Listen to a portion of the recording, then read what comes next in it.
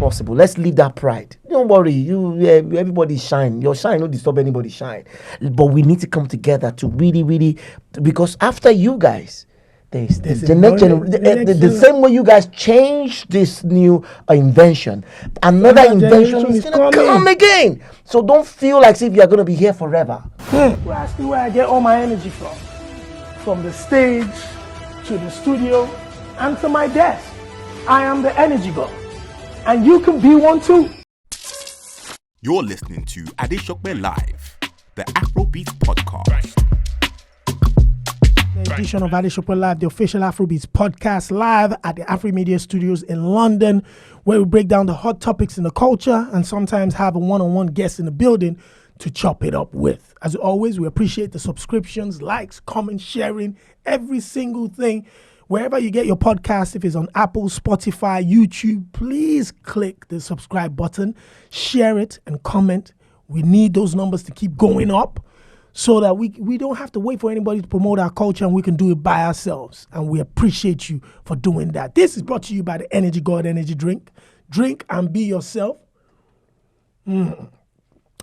Drink and be yourself. Stay energized and always be yourself. But in the studio is somebody that has always been himself, all the way from Lagos, Nigeria. One of the people that made Afrobeats what it is today. One of the first hit records that transcended the culture, that came into the UK and dominated over a decade ago. Notorious for his style of music, notorious for his aggression towards Afro-pop, Afrobeats, and still in the game, still doing it today. Please give it up for my brother, Konga! Yeah! Chopsy, yeah! Our dove cap for you. Our own CNN. Befu. Now you gonna be the idol. My brother, listen, man. Yo. Thank you for coming. You're still looking very young and fresh, man. What's happening, bro? What are you eating, drinking? Well, what I love doing, I've not stopped doing it. I like doing exercise, workout, making sure I'm fit for every performance, making sure I'm also fit to also, give my people the best of me. That's me. Chopsy! Listen, I'm super excited to be here, bro. Thank you for your patience. You reached out to me. I thought it was extremely important that people like yourself still, come out here and share your stories, and even though you're still making music, but also just talk people through what it was like, doing this thing. You've been in this game for how long now? My brother, I've been in this game like all my life, after that was like about around, I decided to do music around 1995. God damn it. 1995, that was when I make up my mind. I started up with a street freestyler, started doing normal indigenous rap artists, and there comes a time in my life when I used to meet up them.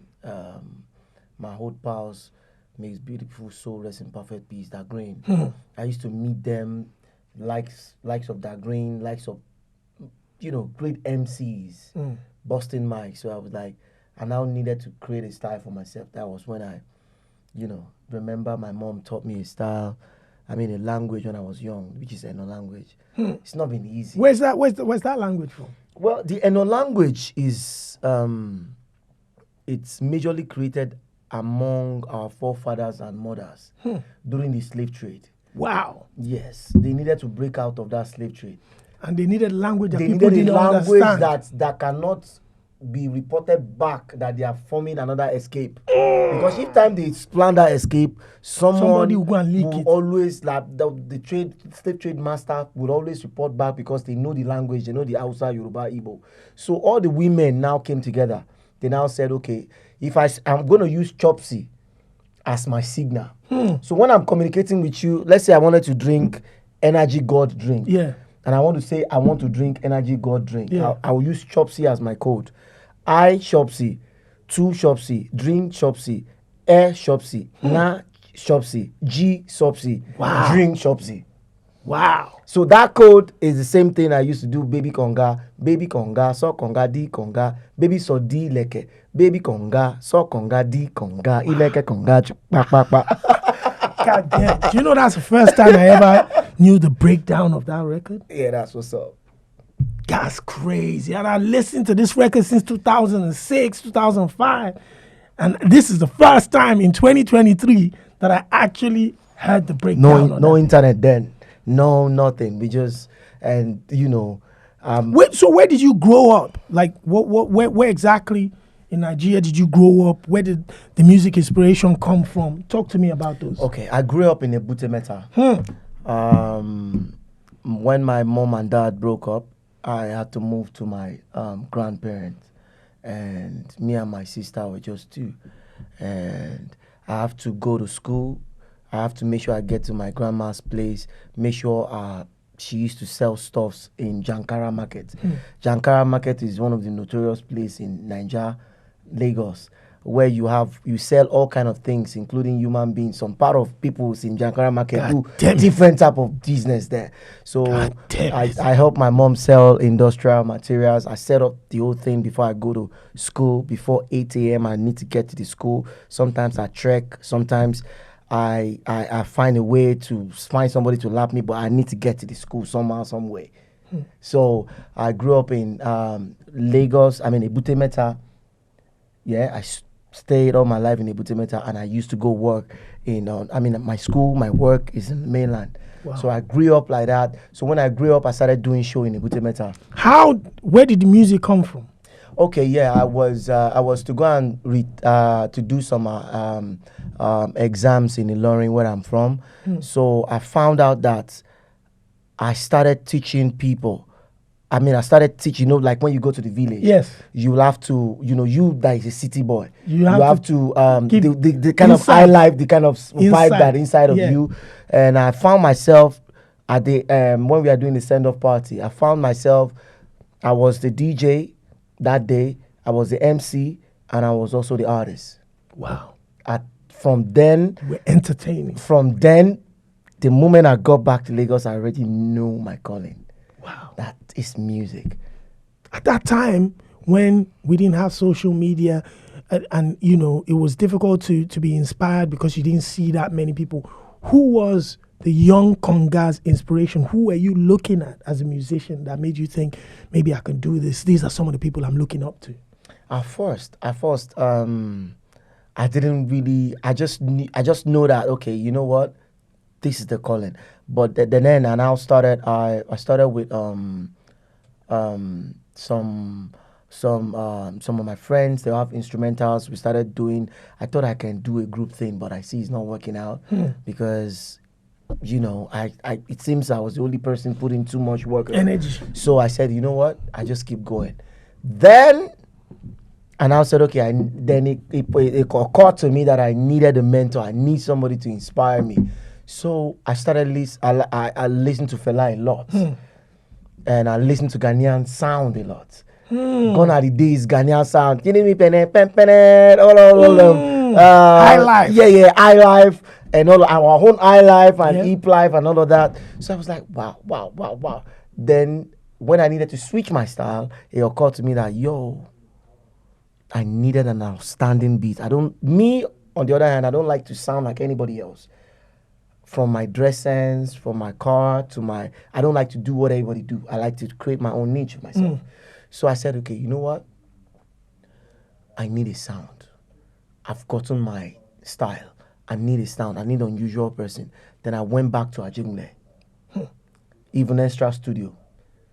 Even Extra Studio is one of the biggest studio in Africa when it comes to, before this computer age started.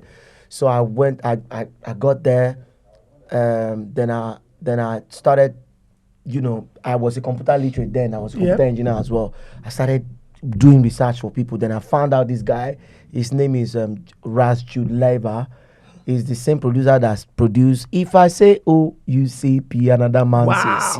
I'm on as you sappy. So I was like, and he was also the same instrumentalist, lead guitar for UB40. Wow. Gone are those days. So I was like, you know what? This is who I'm looking for. I need somebody who could understand my craft and who could understand the revolution I'm trying to make. And the moment this man heard me, he said, damn. He said, now the thing where you want to sing, now you rap for me. So I said, yes, sir. He said, you know what's gonna happen? Go and buy fuel, come. Give me cage. Go and buy fuel, come. Sit down there. After 2 hours, I'll call you. I sat. I was just sitting down there. And he said, we are come inside. Then we started again. We go back to Why back. rap for you? Rap. You see, before I even started rapping, I sing as well. Yeah. I sing. If But you it was noticed, it was the energy with your rap. That yes, kind of, yeah, that yeah. kind of broke out. Yeah. That was true. That was true because the if you check the Baby Konga song, Yeah. I did singing. I Yeah. was the one that did the chorus. I was the one that did a lot. I mean, even when the song broke out, Alaba people started calling me Konga Boys. Yes. Because they They thought it was 2 people. yeah, like 3 people. They thought it Yeah. was 3 people because I did the singing, I did the rapping, and I did the hook as well. So at first I started singing. Then I realized I have more energy and more vibe with my rap skills. So I intend to, put more effort in that thing that people are feeling the most. Absolutely. Talk to me about some of the guys that were around your generation. You already mentioned a great like Dagrin.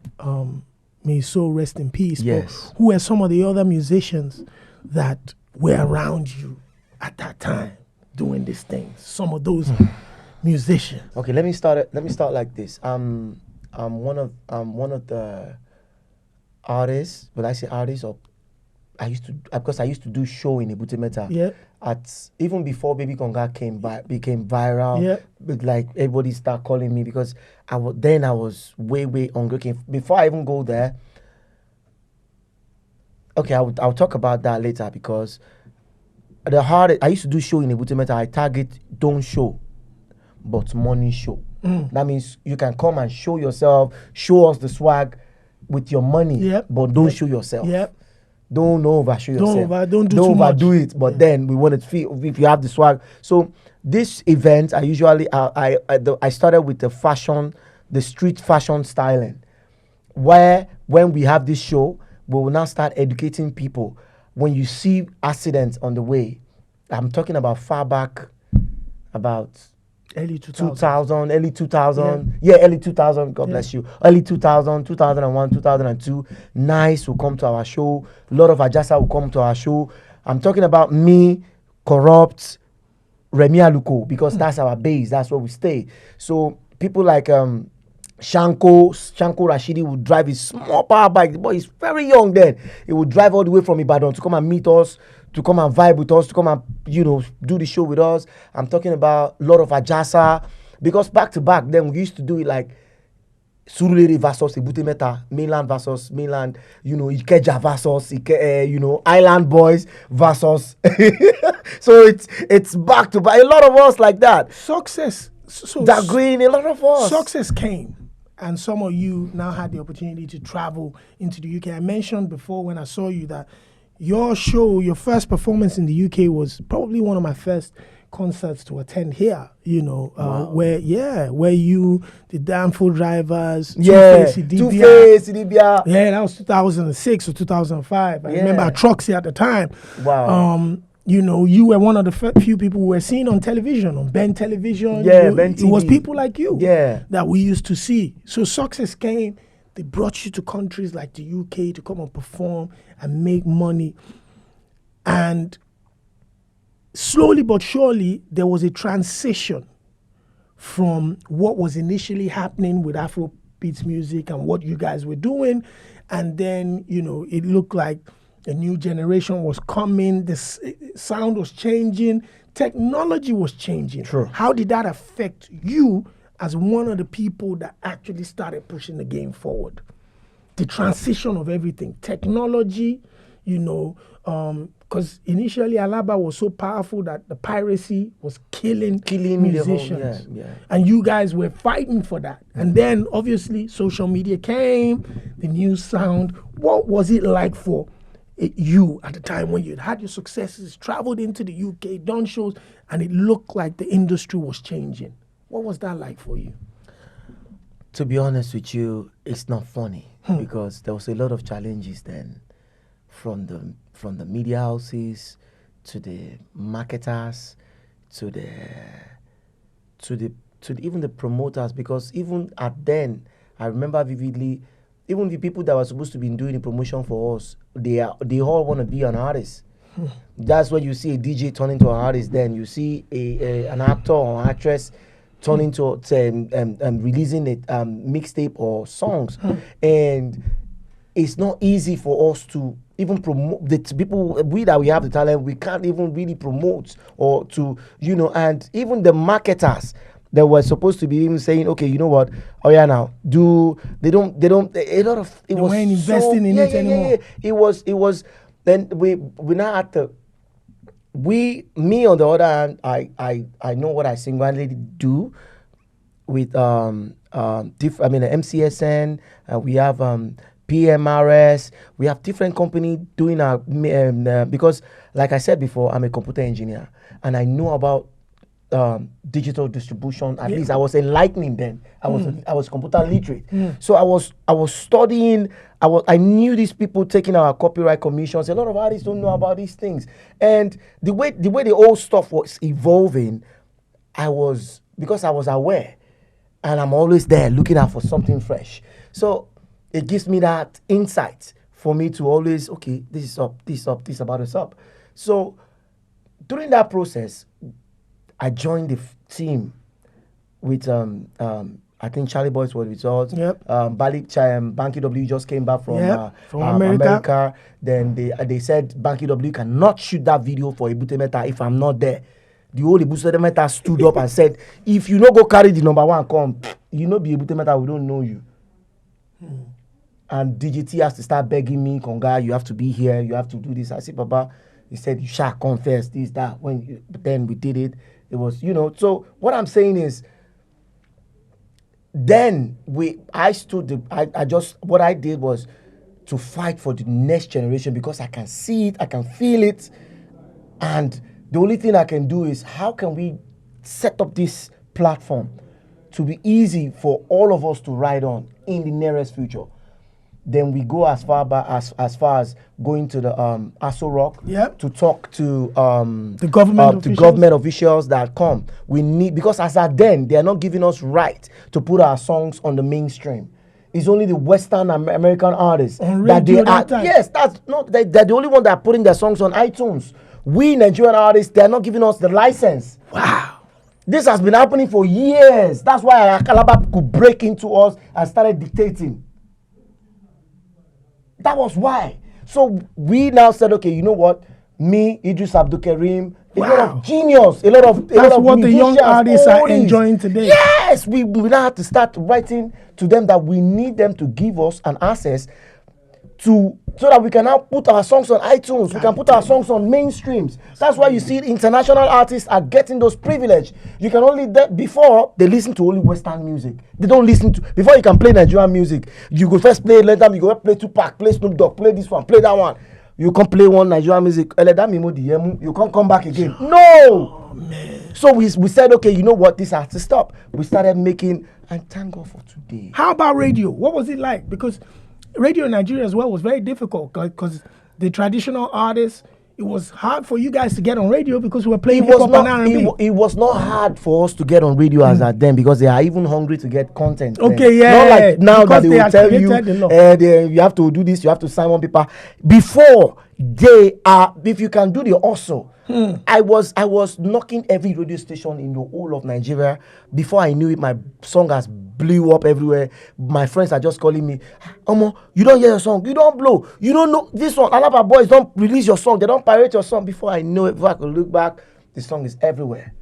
If you can do the hustle, if you can do the work, if you can do the energy work as a far back then, it's as easy as that.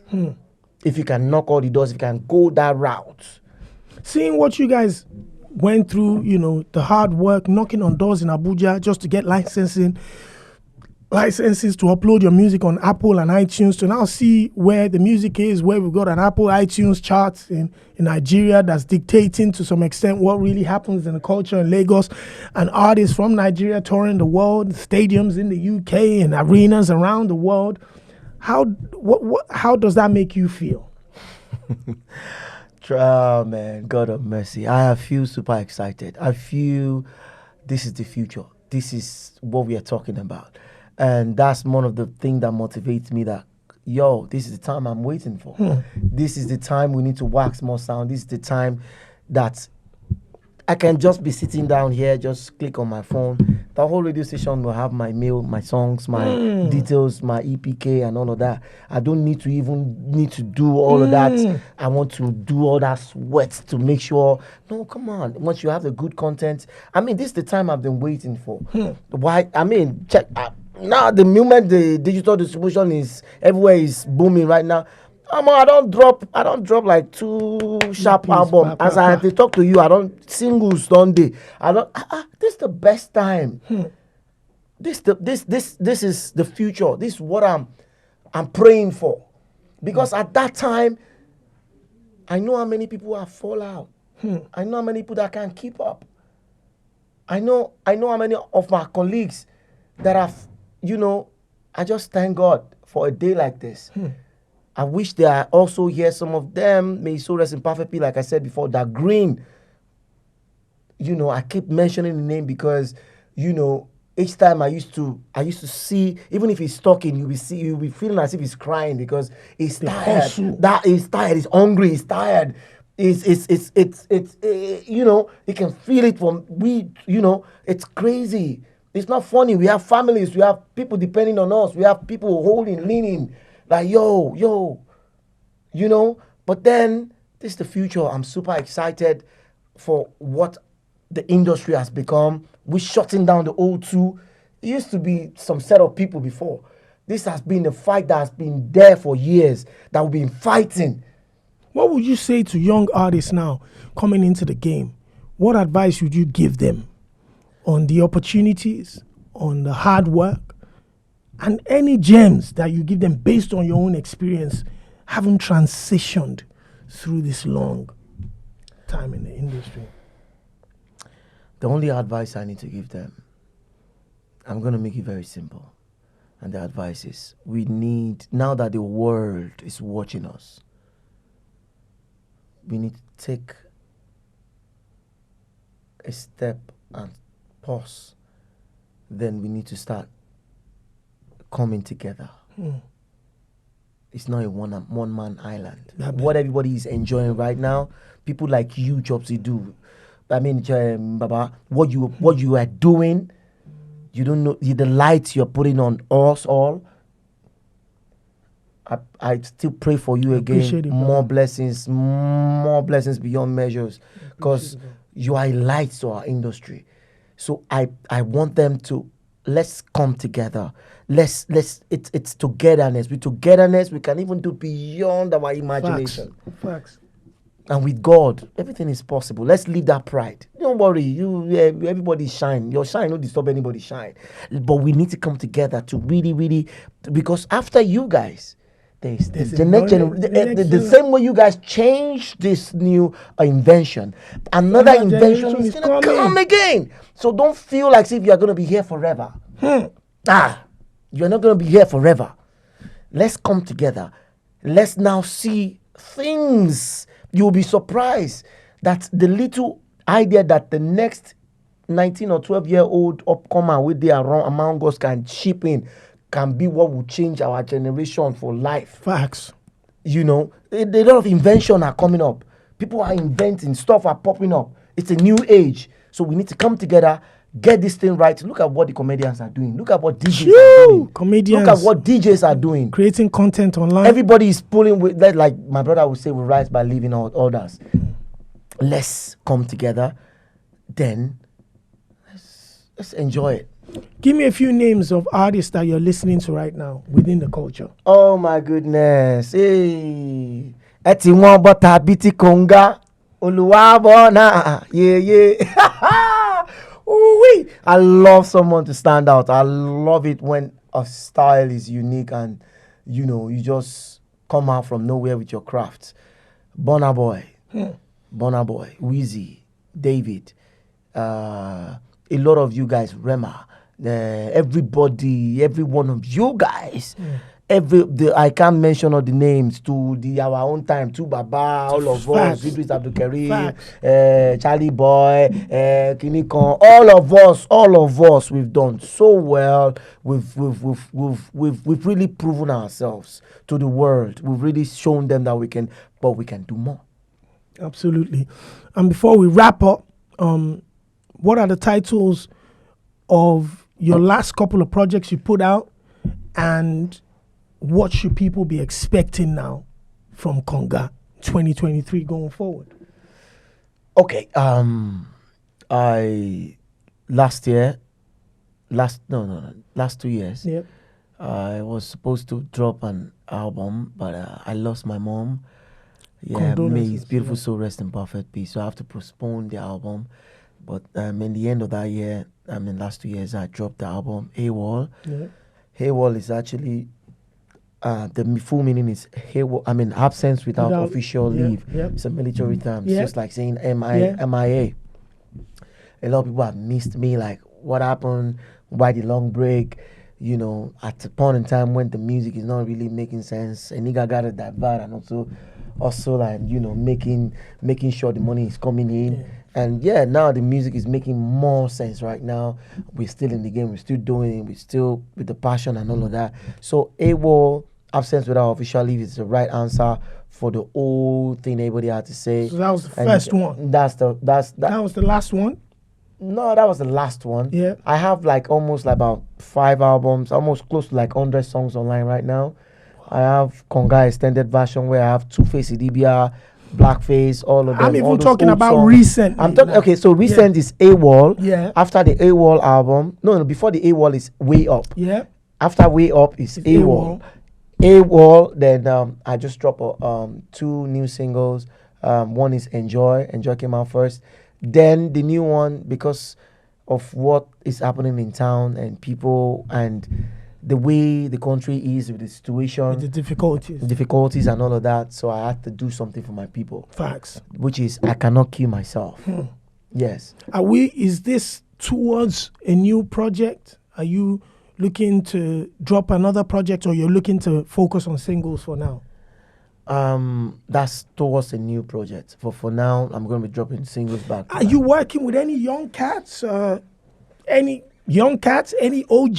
Yeah. I plan to work with a young cat majorly for now, because I kind of like what Ashake is dropping, what Sheyi Vibes is dropping, the energy Portable is dropping. All everybody used to say Portable looked like me, the energy looked like me, Small Doctors, all these boys.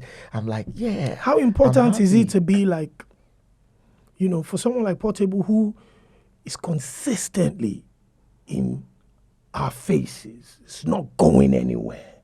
How important is it to have that type of energy within this industry where, regardless what anybody thinks, I'm going to be here? How important is that energy to being a successful musician? I'm going to bring this because of the way you put the question. The first time I met Fino, I was with Morgan Entertainment in Ajao, I can't forget. Then this guy brought him, what is his name? Nabanya. Nigaro brought him. Yeah. Then I asked him to rap. He was very young, and I asked him, Fino, rap for me. Then he started rapping. He started speaking, yo, nigga, what and yini, yo. I'd be like, then I said, then in the middle of it, he flipped a little Igbo, and I was like, no, Stay on that. no, you can't do that. Do you know how many Igbo community that are waiting for you people? You can't do that to me. You can't do that to the whole world. I advised this my guy that day. I never knew that shit was going into his head. I was just telling him wholeheartedly, like, bro, you need to look at me. I'm already, you know me as Konga. Look at what I was doing. The Yoruba people and everybody can relate. Even if you're not Yoruba, you can see the sound of your stuff or your language in my craft. Then, before I knew what's up, my guy just go, Ndiala. Lele. I said, yeah, that's what I'm talking about. What's up? That's what you know what I mean? So Back to your question. Is it has to do with everything. It has to do with everything. You have to be real with your audience, your craft, your community. You have to be real. They need to relate. You have to relate to them, because not them go fit propulsions. You feel me? So I will, and which also remind me when I was about to record Baby Konga, a lot of people did not believe in that style. A lot of all the people I've been taking that songs to, they will say, which kind of language is this? Who won't buy this song? But deep down in my mind, I'm an history person. I'm a history student as well, art student as well. I knew that the background and where I'm coming from, I can see the future. Then I started telling people, begging my friends, can you give me money? I want to go for the studio. I just need 10,000 to go to Even Extra, to go and master that song after I finish recording it. I couldn't get help. You know what I did? I started writing all my big man that I used to be my friends. Then I also came in this area, in my Ebute Metta, in my streets. And I started writing their name down. I finished reading one book that motivated me that time. Then I now said, the book said, look within you. There's always opportunity around you. Then I said, okay, you know what? I started washing their cars. Early morning, when I wake up 6 a.m., I'll go and wash their car. Just give me that 200 naira. That's just what I need. Then that 200, you can't give me that money I need, right? But I can wash your car. Just give me that 200. I'll save it. I'll use something to eat. I'll save it. Then that 10K completed.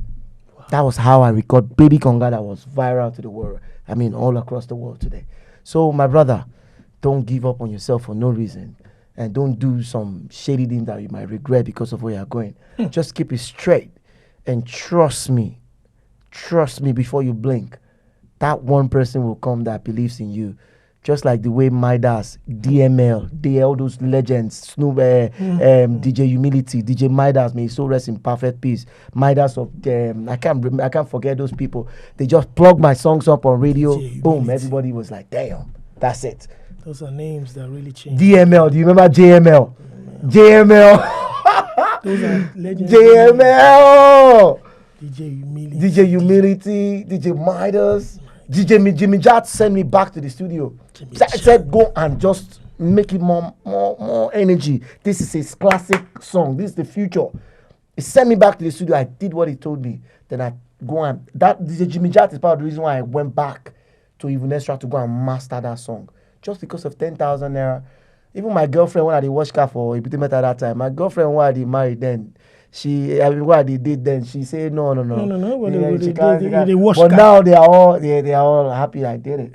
Amazing, man. Listen, ladies and gentlemen, we can sit here and talk forever, but this is one of the brothers that definitely made it happen for us. Your hit record was part of the path that created the journey to where we are today.